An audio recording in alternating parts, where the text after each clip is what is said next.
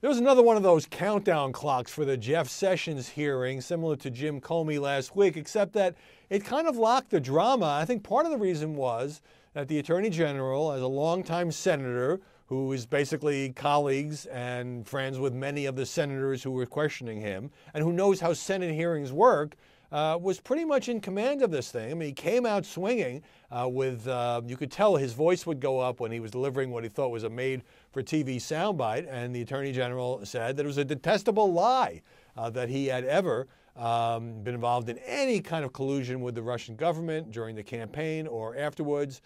He talked about how inconsequential he viewed his meetings with the Russian ambassador. He denied there had been a third meeting.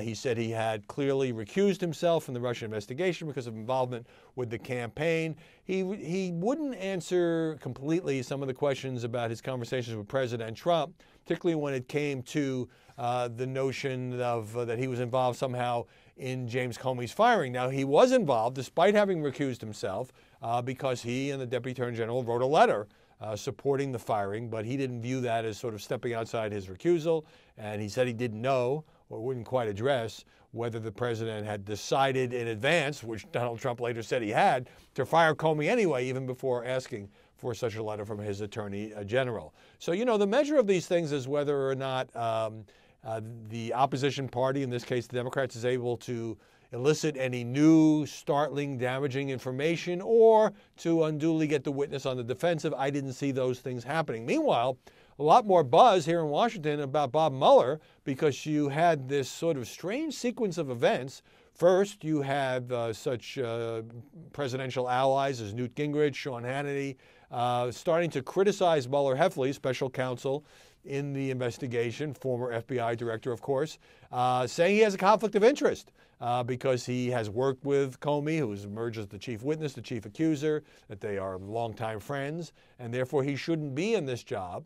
And so what happened next was that Christopher Ruddy, the CEO of Newsmax, a friend of the president's for some time, who had been at the White House the day before, said on PBS that he believed that President Trump was at least considering firing Mueller, which would, if you thought the Comey firing was a sort of Category 1 hurricane, a tsunami, this would have been like Category 10.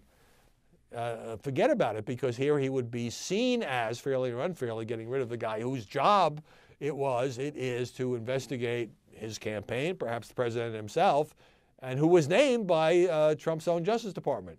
But the White House got into sort of damage control mode, saying, well, they wasn't really considering firing Mueller, and that the more important point is that the White House contends that Trump never told this to Chris Ruddy. He didn't even speak to the president. Not quite clear where that lands. And Ruddy himself says he thinks it would be a mistake for such a firing, but he thought the White House was at least considering it. If it was a trial balloon, it got shot down pretty quickly. I'm told from my own reporting that Mueller is not worried at all about his position being threatened as special counsel. So this has become sort of the daily soap opera. Sessions testifies. What about Mueller? What about Comey? And where is this all going? And so it's getting to the point where even if you're a journalist who follows for a living, it's hard to tell the players without a scorecard. It's hard to keep up with all the hearings. But if you're scoring these things, as the press tends to do, like some kind of boxing match, you'd have to say that yesterday at least, the opposition Democrats didn't really lay a glove on Jeff Sessions.